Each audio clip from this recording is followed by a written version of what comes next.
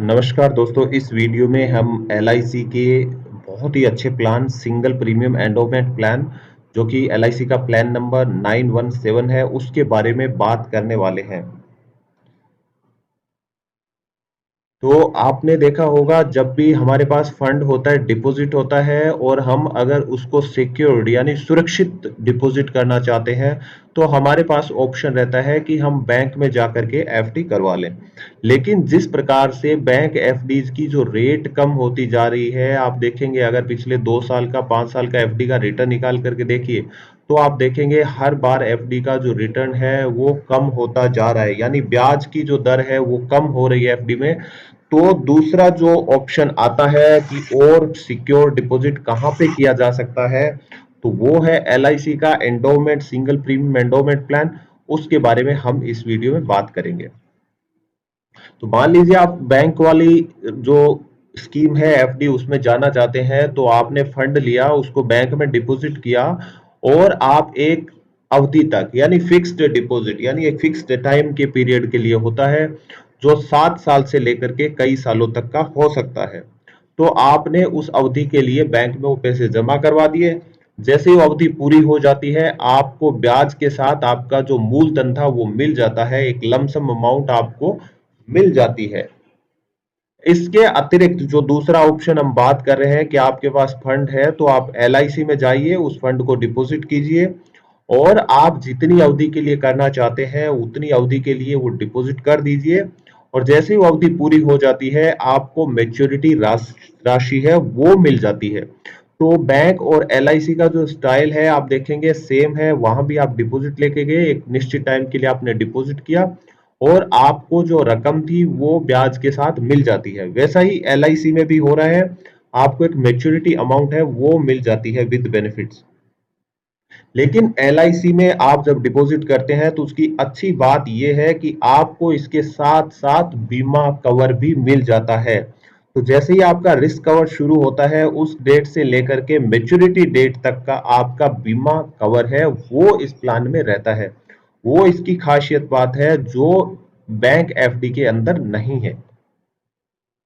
आइए इसकी कुछ अच्छी बातें हैं या कुछ नोट करने वाली बातें वो जान लेते हैं। इसमें क्या है, जो निवेशक है उसकी न्यूनतम जो उम्र है वो कम से कम 90 दिन की होनी चाहिए। यानी 90 दिन से छोटे बच्चे के नाम पे आप निवेश नहीं कर सकते हैं। और निवेशक की अधिकतम उम्र है वो 65 वर्ष हो सकती है। यानी किसी ने 65 वर्ष क्रॉस कर लिया है उसके बाद वो इस प्लान में निवेश नहीं कर सकता है। जो बीमा की न्यूनतम अवधि है वो है 10 वर्ष, यानी 10 वर्ष से कम के लिए आप इसमें निवेश नहीं कर सकते हैं। अगर आपका जो विचार है निवेश करने का वो 10 वर्ष से कम है तो आप एफडी में निवेश कीजिए। लेकिन अगर आप 10 वर्ष से ज्यादा निवेश करना चाहते हैं ज्यादा अवधि के लिए तो आप इस प्लान में निवेश कर सकते हैं। और इसकी जो अधिकतम अवधि है निवेश की वो है 25 वर्ष, यानी 25 वर्ष तक आप इसमें मैक्सिमम निवेश कर सकते हैं। 25 वर्ष के बाद ये जो आपकी पॉलिसी है वो मैच्योर हो जाती है।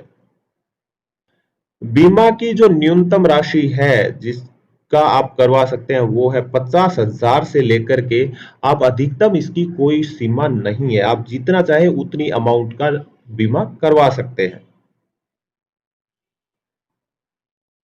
अब इसके बेनिफिट्स देख लेते हैं, बेनिफिट्स क्या रहता है। तो पहले हम सिनेरियो लेते हैं कि निवेशक पॉलिसी अवधि पूरी होने तक जिंदा रहता है, यानी आज जिसके नाम पे पॉलिसी ली हुई है उस व्यक्ति की पॉलिसी मैच्योर होने तक डेथ नहीं होती है।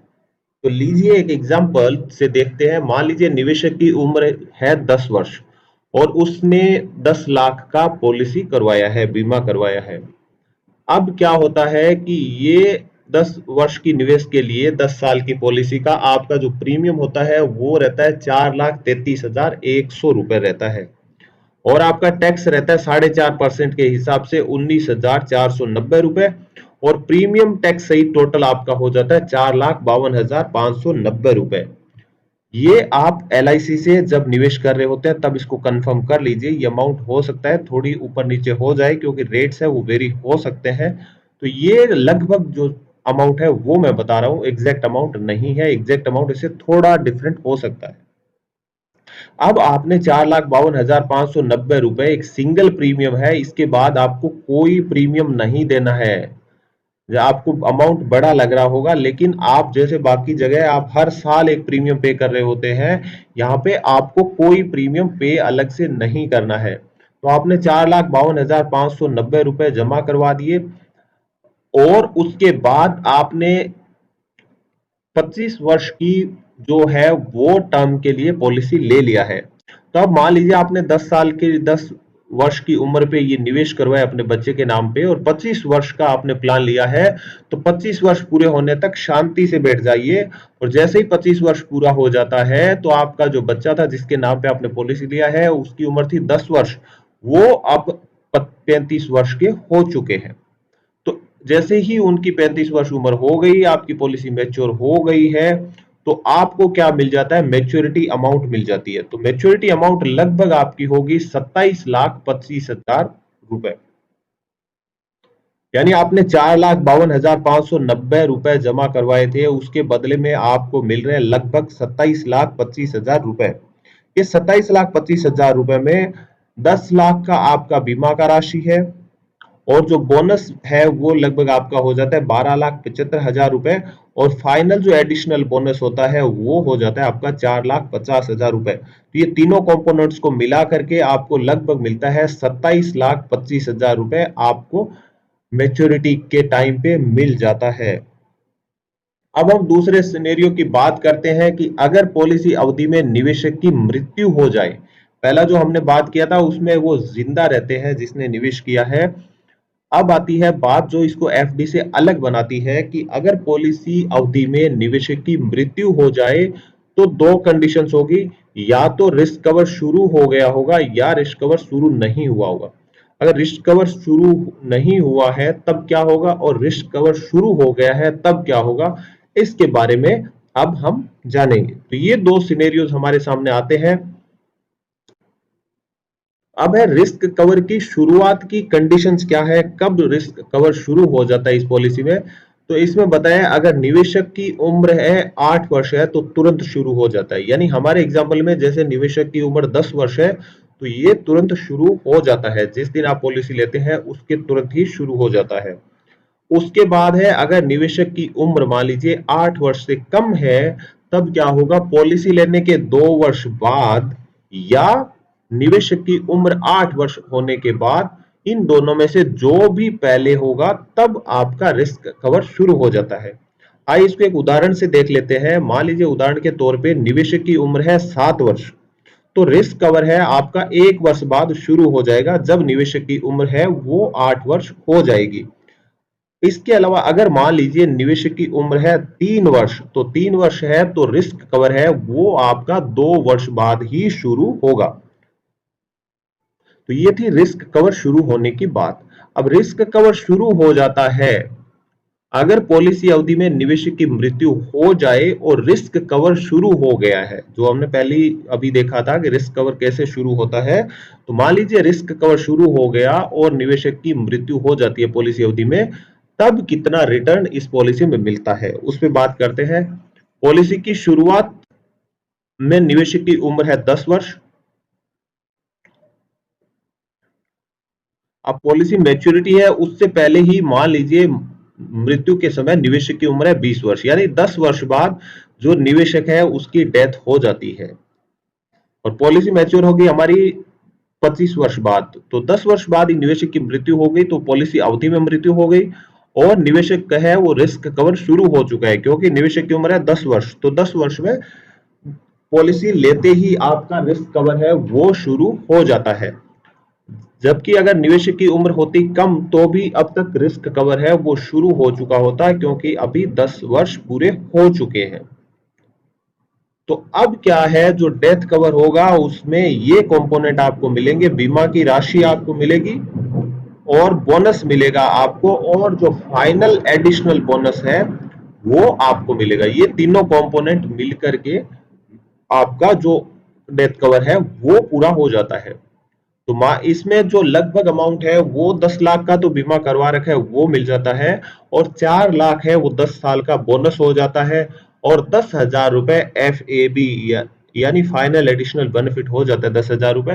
तो तीनों कंपोनेंट मिला करके जो कुल अमाउंट मिल जाती है वो मिल जाती है 14,10,000 रुपए।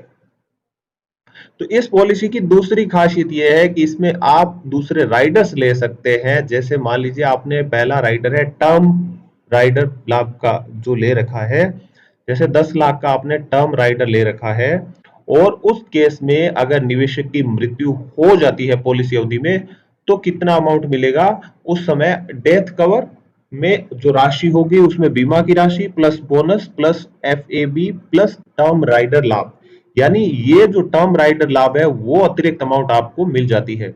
तो यहाँ पे 10 लाख रुपए, 4 लाख रुपए, 10,000, और ये जो टर्म राइडर का लाभ था 10 लाख, ये अतिरिक्त लाभ मिलता है। तो यहाँ पे जो टोटल लाभ हो जाता है वो हो जाता है 24,10,000 रुपए टोटल मिल जाता है अगर डेथ हो जाती है निवेशक की और उसने टर्म राइडर है वो अपनी पॉलिसी के साथ ले रखा है। अब आता है इसमें एक दूसरा राइडर है, वो भी काफी इंटरेस्टिंग और अच्छा राइडर है, वो है एक्सीडेंटल मृत्यु एंड डिसेबिलिटी राइडर, और उसकी अमाउंट है वो भी है 10 लाख रुपए। तो अब मान लीजिए कि जो डेथ हुई है निवेशक की वो किसी एक्सीडेंट में हो जाती है, किसी एक्सीडेंट से डेथ हो गई है, तब ये जो आपका दूसरा राइडर है उसका फायदा मिलता है। लेकिन अगर डेथ है वो एक्सीडेंट से नहीं हुई है तो दूसरा जो राइडर है इसका फायदा नहीं मिलेगा। तो हम फॉर एग्जांपल ले लेते हैं कि जो डेथ हुई है निवेशक की वो किसी एक्सीडेंट में हो गई है, तो अब कितना मिलेगा निवेशक को? तो उसमें डेथ कवर में बीमा राशि होगी, बोनस होगा, एफएबी होगा, टर्म राइडर लाभ मिलेगा plus accidental death and disability rider. तो आपने ये अगर ये दोनों राइडर ले रखे होते हैं तो दोनों जुड़ जाते हैं, और अगर एक राइडर लिया होता है तो एक राइडर की अमाउंट जुड़ती है। तो यहाँ पे निवेशक को जो टोटल लाभ मिलता है वो 10 लाख रुपए का बीमा राशि का मिलता है, 5 लाख का बोनस हो गया, 4 लाख का, सॉरी यहाँ पे 5 लाख नहीं है, 4 लाख का बोनस हो गया, 10,000 और 10 लाख और 10 लाख। तो कुल मिलाकर के यहाँ पे इसको 4 काउंट कीजिए, ये जो 5 आ रहा है ये 5 लाख नहीं होकर के 4 लाख बोनस है। तो 10 lakh plus 4 lakh plus 10,000 plus 10 lakh plus 10 lakh कुल मिला के टोटल हो जाती है राशि, वो हो जाती है 34,10,000 रुपए।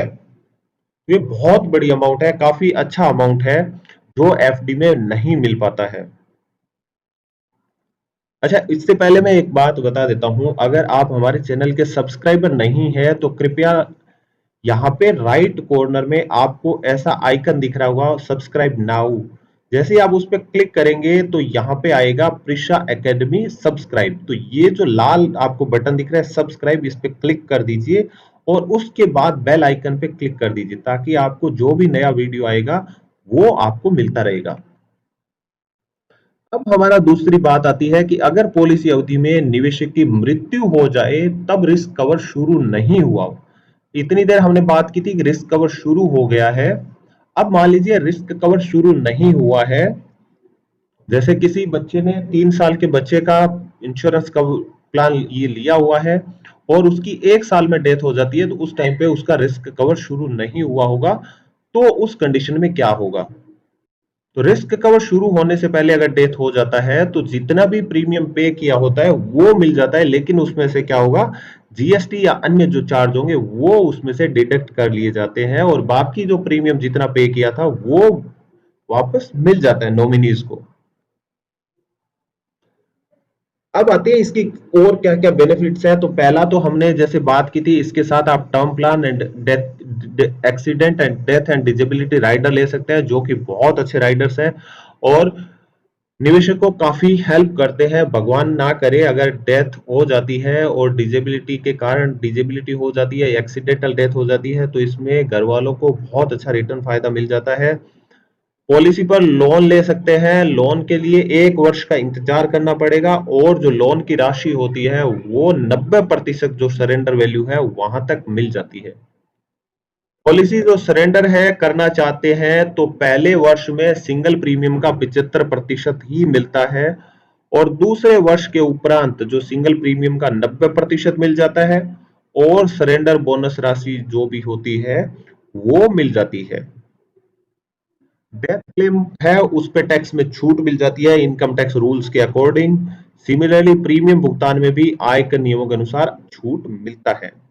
इसके अतिरिक्त बोन जो मेच्योरिटी राशि है उस पर जो इनकम टैक्स के रूल्स होंगे उसके हिसाब से टैक्स लगेगा। ये ध्यान देने वाली बात है कि मेच्योरिटी राशि पे इनकम टैक्स के हिसाब से रूल लगेगा। अब है मैच्योरिटी राशि को आप 5, 10 या 15 वर्ष की किस्तों में भी ले सकते हैं, लेकिन इसके लिए 3 महीना पहले, मैच्योरिटी से 3 महीना पहले LIC को बताना पड़ेगा।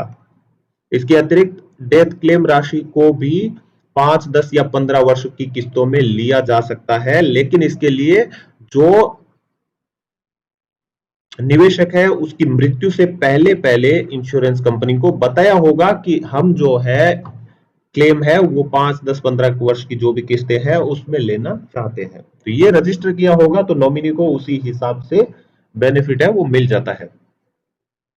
तो दोस्तों ये था हमारा सिंगल प्रीमियम का जो वीडियो था। और भी बहुत सारे वीडियोस हम डालने वाले हैं। अगर अच्छा लगा तो लाइक कीजिए, कमेंट कीजिए। अगर आप सब्सक्राइबर नहीं है तो प्लीज सब्सक्राइब कर लीजिए चैनल को। और मैं बताना चाहूंगा कि आपको जितनी ज्यादा जानकारी चाहिए, अच्छी जानकारी चाहिए, तो आप LIC की वेबसाइट पे जाइए और किसी एजेंट से बात कर लीजिए। मैं यहाँ पे ये डिस्क्लेमर दे देना चाहता हूँ कि मैं LIC का कोई एजेंट नहीं हूँ, ना मैंने IRDA का कोई सर्टिफिकेट कर रखा है, तो इसलिए मैं कोई इंश्योरेंस एडवाइजर नहीं हूँ। ये सिर्फ ज्ञान के लिए वीडियो डाला गया है, इसको इंश्योरेंस एडवाइजरी के रूप में कृपया इसको ना लें। तो इस अगर आप इंश्योरेंस बाय करना चाहते हैं तो LIC के किसी एजेंट से बात कर लीजिए और इंश्योरेंस प्लान बाय कर लीजिए। Thank you so much.